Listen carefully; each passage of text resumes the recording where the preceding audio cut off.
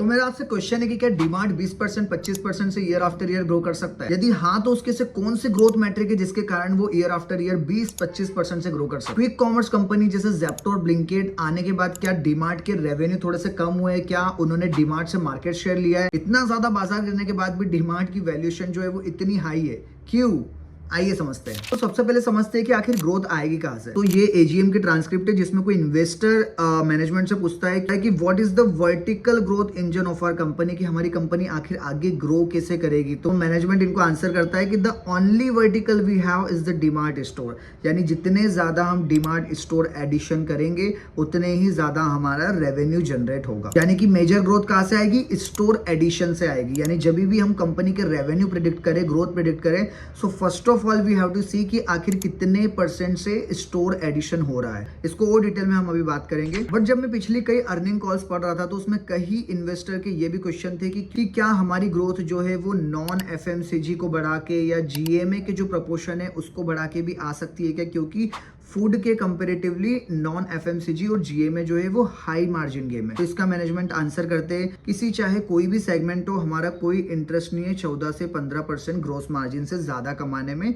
In order to be the competitive in the market. क्योंकि जितना कम margin ये रखेंगे उतना ही प्राइस ये कस्टमर को पास ऑन कर सकते हैं, कस्टमर को सस्ते में चीजें मिल सकती है जिससे इनकी कॉम्पिटिटिवनेस बनी रहे। अभी ही नहीं, इनफेक्ट यदि पिछले कई सालों में भी यदि आप देखोगे, ये तो हालांकि 2019 तक का डेटा है, बट इसके पहले भी यदि आप देखोगे तो कभी भी डीमार्ट ने 15% से ज्यादा का जो है ग्रोस मार्जिन नहीं लिया है। Why? In order to be competitive in the market. So non FMCG और GMA सेगमेंट अच्छा है, ग्रोइंग सेगमेंट है, बट वी कांट एज्यूम कि कंपनी का बहुत ज्यादा इंटरेस्ट है मार्जिन ज्यादा से ज्यादा कमाने में। So the one thing that needs to be very clear in the mind कि the driver of the revenue will be the store addition। अब जो मेन क्वेश्चन है वो ये है कि ठीक है यार, ये तो समझ गए कि स्टोर एडिशन से जो है वो ज्यादा से ज्यादा रेवेन्यू ग्रोथ आएगी, बट आखिर कितने स्टोर जो है कंपनी एड कर रही है। सो सी अभी रिसेंट इनकी जो है 365 स्टोर एडिशन है, जिसमें ये बोल रहे हैं कि यार आने वाले 3 साल में कम से कम हम 40 से 60 स्टोर एडिशन हम कर लेंगे। यानी कि आप मोटा मोटा ये समझो कि 12 से 15% की जो ग्रोथ है वो स्टोर एडिशन से आ जाएगी। और सिर्फ स्टोर एडिशन से ही रेवेन्यू जनरेट नहीं होता है, जो ओल्ड स्टोर्स होते हैं वो भी धीरे धीरे मैच्योर होते हैं, वहां से भी ग्रोथ आती है, जिसको बोलते हैं सेम स्टोर सेल्स ग्रोथ,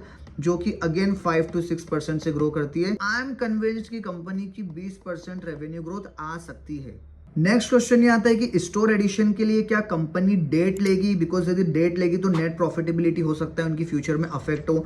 तो यदि आप ये स्लाइड देखोगे तो यू विल सी कि हिस्टोरिकली यू विल सी कि हमेशा ही कंपनी का जो है डेट टू इक्विटी रेशियो जो है वो बहुत ही कम रहा है, which is a very good sign. वैसे भी यदि आप कंपनी को डीपली समझोगे तो यू विल नो इनकी जो स्टोर एडिशन की जो फंडिंग रहती है वो इंटरनल फंडिंग होती है, वो अपने प्रॉफिट्स में से ही पैसा निकाल के स्टोर एडिशन करते हैं। तो money is not the problem, but एक प्रॉब्लम है। अब वो क्या प्रॉब्लम है वो ये रिस्क एंड कंसर्न वाले सेक्शन में बताते हैं कि कभी कभी क्या होता है कि availability of the real estate जो इनके मुताबिक जो इनको मिलना चाहिए वो मिलती नहीं है, उसमें कभी कभी टाइम लग जाता है। और यदि मिल भी जाती है तो उसके अंदर अप्रूवल आने में दिक्कत आती है। मेन प्रॉब्लम तो ये है कि गवर्नमेंट के बहुत सारे अप्रूवल्स होते हैं, construction approval, building permission, this and that, तो उसमें कभी कभी क्या होता है बहुत ज़्यादा समय लग जाता है। तो यदि स्टोर एडिशन आपको किसी क्वार्टर में यदि कम दिखे तो डोंट बी पैनिक, आप थोड़ा सा देखिए कि वो अर्निंग कॉल्स में क्या बोल रहे हैं, किस वजह से जो है वो रुका हुआ है। हो सकता है अभी रुका हुआ है, उसकी परमिशन मिल जाएगी तो एकदम से रेवेन्यू बढ़ जाएंगे। So you have to be sensible enough. तो मेजर ग्रोथ कहाँ से आएगी? स्टोर एडिशन से आएगी। बट यदि आप लॉन्ग टर्म इन्वेस्टर हो तो सिर्फ इसका एक ग्रोथ ड्राइवर नहीं है, इसके दूसरे भी ग्रोथ ड्राइवर है, वो मैं आपको बताता हूँ। तो अभी ऑफकोर्स ये बिजनेस प्रॉफिट नहीं कमा रहा है, इनफैक्ट ये नेगेटिव इबिडा है, but if you will see it's paid profit after tax, आप देखोगे कि पिछले कई क्वार्टर में ये इम्प्रोवाइज हो रहा है, धीरे धीरे जो है ये प्रॉफिटेबिलिटी के पास जा रहा है। So in future will it make money? 110% it will make money. So that business could also be the growth driver in future. एक और ग्रोथ इनकी आ सकती है, वो आ सकती है प्राइवेट लेबल प्रोडक्ट्स। आपने देखा होगा कि डीमार्ट अपने नाम से जो है प्रोडक्ट्स बेचती है जिसको बोलते हैं प्राइवेट लेबल्स। इसमें बेसिकली इनको मार्जिन वगैरह थोड़े ज्यादा मिल जाते हैं। तो इसमें मैनेजमेंट क्या बोलता है कि यार अभी जो इंडिया है वो 2500 से 3000 पर कैपिटा इनकम है, बट ये जो प्राइवेट लेवल का जो बिजनेस है ना, ये 7000 से 8000 पर कैपिटा इनकम जिस कंट्री में होता है ना, वहां पे बहुत ब्यूटीफुली परफॉर्म करता है। सो जैसे जैसे इंडिया के इनकम लेवल्स राइज होंगे तो ये प्राइवेट लेवल्स में भी इम्प्रोवाइज कर सकता है। तो in future that could also be the growth driver of the company. One another growth driver जिसके बारे में बहुत सारे को पता नहीं है वो है फार्मेसी कैटेगरी। बेसिकली डीमार्ट जो है वो अपने स्टोर्स के अंदर ही फार्मेसी स्टोर्स को भी इंटीग्रेट कर रही है। अभी बहुत सारे लोगों को पता नहीं है क्योंकि इनके सिर्फ 7 स्टोर्स हैं और वैसे भी जो फार्मेसी रिटेल्स है वो बहुत ही फ्रेगमेंटेड है। 80-90% जो मार्केट शेयर है वो अपने जो लोकल मेडिकल वाले होते हैं उनके पास है।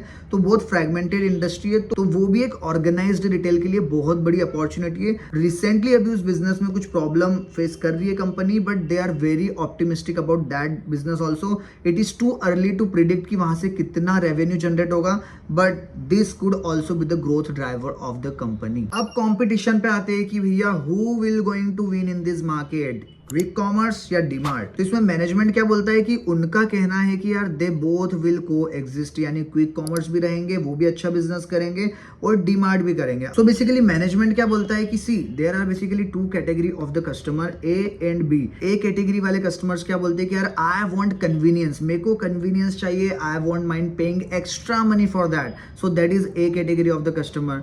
But there is B category of the customer. वो क्या बोलते हैं, वो कैसे होते हैं, उनका बजट होता है ग्रोसरी का 10,000 से 15,000 रुपए महीने का, and they won't mind save 1,000 rupees on it. उनको यदि उसके लिए लाइन में खड़ा रहना, they don't want convenience, they want to save money, they are price conscious people. तो A category of the customer is convenience conscious and the B category of the customer is price conscious. मैं आपको ये इसलिए बता रहा हूँ so that you could deeply understand कि both the customers are different. Quick commerce के customers अलग है, डीमार्ट के कस्टमर्स जो है वो अलग है।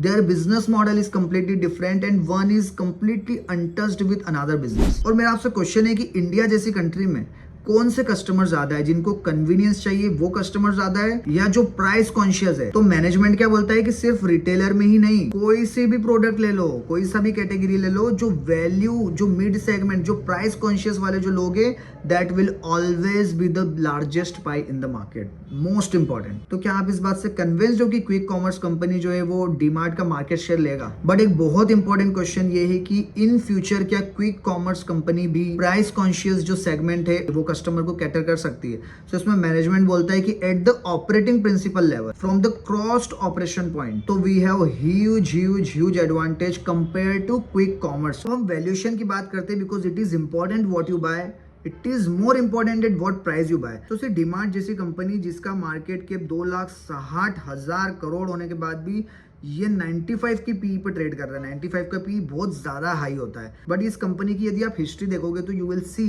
कि ये कंपनी ने हमेशा से ही प्रीमियम पे ट्रेड किया है। Maybe because they are the only player in the retail grocery segment, that's why they are commanding the high premium. One other reason could be कि इसी यदि आप प्रमोटर होल्डिंग देखोगे तो दैट इज अराउंड 75%।